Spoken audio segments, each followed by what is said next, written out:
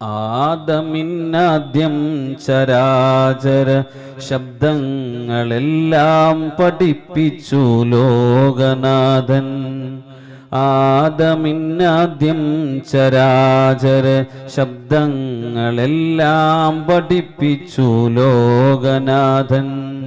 പിന്നെ മലക്കുകളോടവനാരാഞ്ഞു അന്നാമമോരോന്നും ചൊല്ലിടുവാൻ.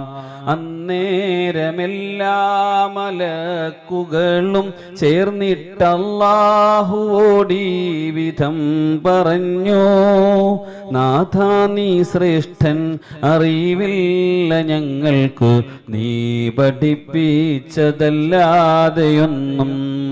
മർത്യൻ നിസാരനാണല്ലാഹുവിൻ നിത്യസത്യപ്രകാശത്തിൻ മുന്നിലെന്നും.